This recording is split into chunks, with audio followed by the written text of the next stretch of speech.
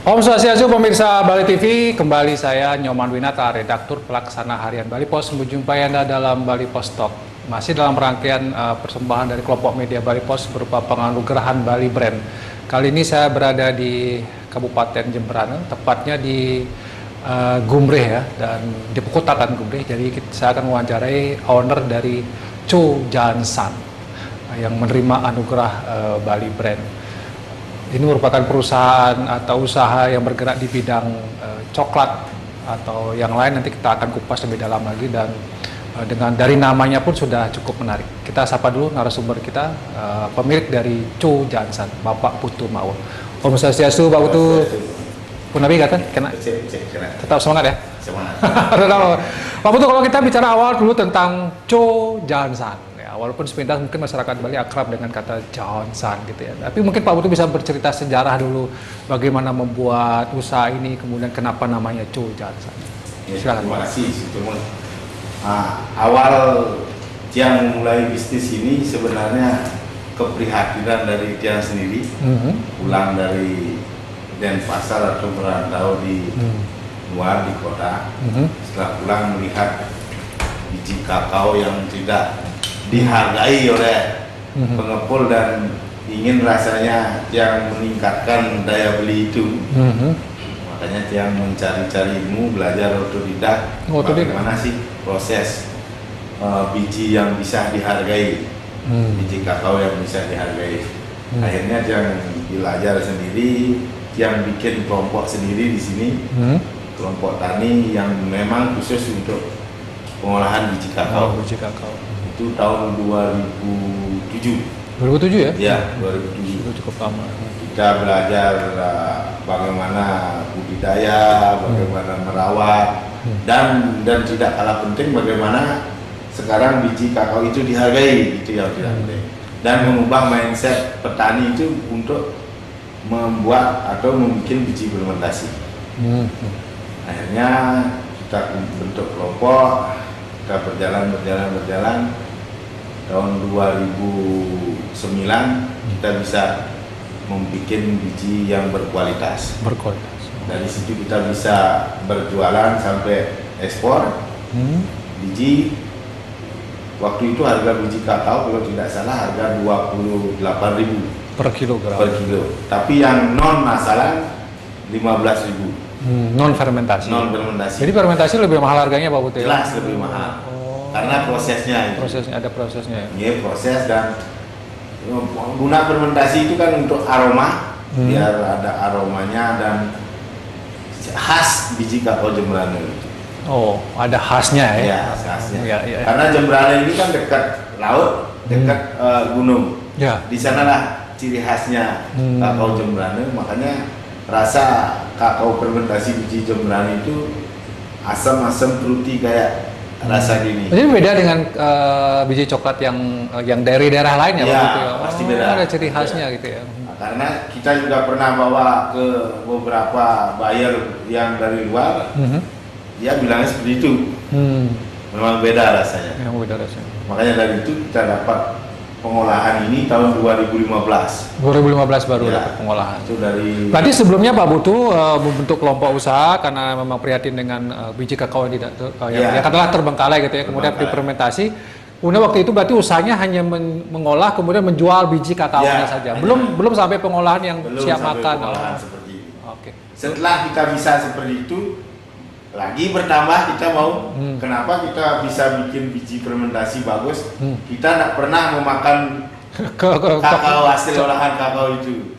Kembali saya belajar sampai ke Makassar, ke Bandung, ke Jakarta, kita otodidak yang belajar itu semua. Itu otodidak itu maksudnya belajar sendiri dengan biaya sendiri Pak Putu? Iya benar, biaya sendiri.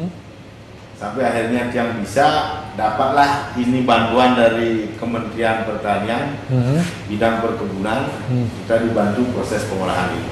Oh iya. Sampailah kita bisa memproduksi biji, dari biji sampai bisa dikonsumsi. Kalau biji masih namanya kakao, kalau sudah bisa diproduksi, bisa dimakan, baru namanya coklat. Ya, atau kokoa. Oke. Dari itu saya bikin merek yang bisa agak kelihatan apa kedengarannya ada Jepangnya, ada Balinya.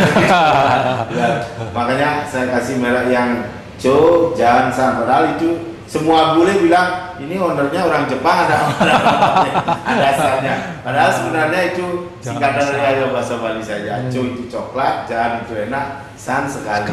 Makanya kalau sama bule coklat delicious gitu ya. Seperti itu Pak. Sempat dikira yang punya orang Jepang. Ya, ada kata sannya itu. Ya. Jadi sederhana ya sebenarnya Pak Putu ya, ingin namanya karena coklat memang olahan dari hasil lokal, kemudian namanya Johnson.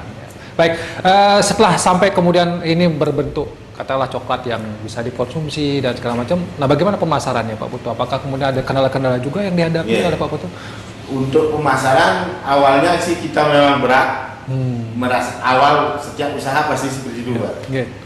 Yang usahanya makanya karena teknologi ada media sosial segala macam dia manfaatkan itu, akhirnya kita dapat pasar sampai ekspor. Ekspor juga? Ya, ekspor. Coklatnya yang coklat siap makannya sudah bisa diekspor? Belum ya? Cuma pastanya saja. Pastanya yang setengah jadi. Yang setengah jadi. Yang pasta bar 1 kiloan.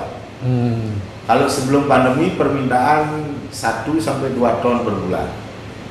Sebelum pandemi. Setelah pandemi 2019-2020 dapat stagnan sebentar.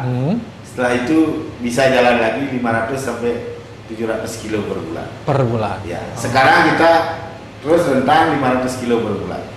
Yang pasarnya ke Eropa, Pak. Sudah, berarti masih ke ekspor ya berarti ya? Masih ekspor sekarang, baru kemarin saya sudah pas ekspor, ini tanggal 25 kita keberangkatan.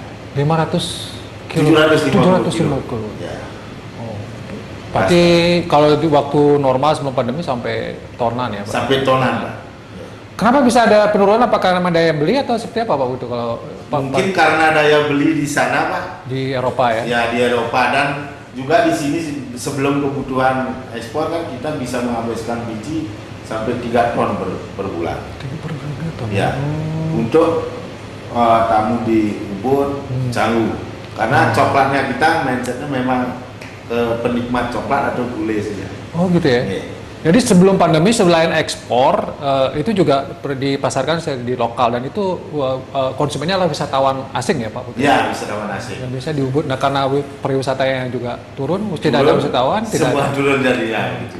Tapi untuk kita tertolong masih ada buyer yang mau ekspor ini, yang 100 kilo ke bawah sih masih tetap rutin ya. 100 kilo ke bawah ke Jerman, Kanada ya. Kalau dari bahan baku Pak Putu, apakah ada kendala-kendala cukup dipenuhi dari lokal di sini saja, atau Pak Putu sampai katakanlah mendatangkan dari daerah luar? Kalau bahan baku kita cukup di sini saja. Cukup ya. Karena yang juga punya binaan-binaan di sini untuk fermentasi selain di Jembrane, di Tabanan ada. Yang jelas tidak sampai keluar Bali. Karena memang yang kita jual brandnya itu coklat Balinya, kakao. Yang tadi ya Pak Putu cerita bahwa ini memang punya ada cita rasa khususnya gitu, ya, khasnya. Cita rasa khusus. Makanya kita tidak ada varian rasa-rasa coklatnya di sini.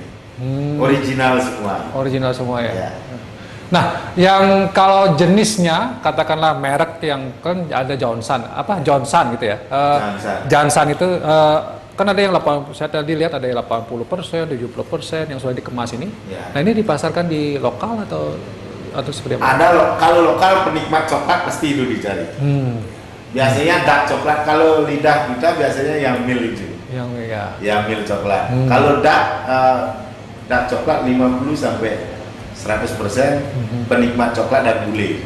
Yang bule ya. Yeah. Oh, jadi beda ya orang lokal sama orang bule seleranya UT. Beda. Kalau lokal yang original pahitnya itu ya. Kalau kita biasanya coklat manis biasanya gitu. Pasti manis. Tapi yang jelas coklat itu tidak manis Pak, yang manis sebenarnya gula yang manis ya. Kalau yang original dia pahit ya. Itu yang sehat katanya Pak Putu ya? Kalau yang sehat itu memang untuk coklat jantung, itu ya? Untuk kesehatan kulit, awet muda gitu. Tapi tetap rutin makan coklat yang dark coklat. Dark coklat ya.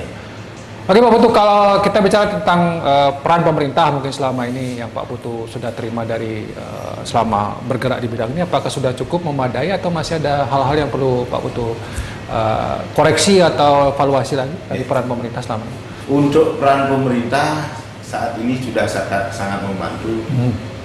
pemerintah Kabupaten Jembrane ataupun pemerintah provinsi sudah sangat membantu kita di pemasaran dari hulu sampai hilir sih sudah dibantu. Cuma perlu ditingkatkan sekarang kan kapasitas produksinya karena semakin ke belakang ini kayaknya kakao kita terus dilirik ini. Oh ya? Karena permintaan itu dah takutnya saya bahan baku ini yang menjadi soal kita nanti. Artinya ketersediaan buah Ya, kakaonya itu ya. disediakanlah gimana klon-klon yang lebih unggul, yang lebih bagus, produksinya lebih bisa meningkat. Produksinya ya. Yeah. Jadi kapasitas produksi ini perlu ke depan karena Pak Putu yakin ke depannya permintaan akan semakin semakin meningkat di era globalisasi seperti ini, ada medsos seperti ini. Oke. Kalau masalah ekspor itu ada kendala tidak? Karena kan saya dengar juga kargo karena pesawat sekarang jarang. Apakah ada peningkatan harga? Dari ekspor kita tidak ada kendala. Ada masalah. Malah Garuda kita kasih diskon untuk ekspor di pandemi seperti ini. Oh, Pak Putu kita Ya. dikasih diskon ya. Jadi tidak ada masalah. Karena kita pengangkut. pakai udara harus dingin dia, makanya pakai Garuda. Tidak ada masalah Pak Putu ya, Tidak ada masalah ekspor ya. Oke. Baik Pak Putu, karena kita kan dari kelompok media Bali Post sendiri sudah menggunakan Bali Brand lah. Ini kan salah satu produk yang bisa menginspirasi kita semua, produk lokal diciptakan oleh orang lokal, belajar secara otodidak dan lain sebagainya. Bagaimana Pak Putu menanggapi dari Bali Brand ini? Ya. Untuk Bali Brand ini sangat mengapresiasi, yang terima kasih sudah diberikan atau penghargaan seperti ini untuk bisa lebih baik lagi berbuat ke depan untuk kakao Bali. Terima kasih sebagai pemicu kita untuk lebih kreatif lagi, lebih berproduksi biar lebih bagus ke depannya. Baik, terima kasih Pak Putu atas waktunya dan penjelasannya dan informasi yang sudah disampaikan kepada kami dan juga pemirsa Bali TV bahwa di Bali ada namanya Chow Jansan yang ternyata sudah produknya banyak juga ekspor dan dinikmati oleh kalangan bule ya atau wisatawan mancanegara karena memang ada keaslian dan ada cita rasa khususnya yang membedakan Chow Jansan ini dengan coklat-coklat yang lain. Mudah-mudahan ini menginspirasi kita semua produk-produk yang kreatif yang bisa mendunia di kemudian hari dan tentu ya pandemi semoga segera berakhir dan produksi coklatnya bisa meningkat terus ya Pak Putu. Ya. Oke, terima kasih sekali lagi. Demikian Bali Post Talk kali ini. Saya ucapkan terima kasih. Saya tutup dengan promo Santi. Om Santi Sati Sati. Terima kasih, sampai jumpa.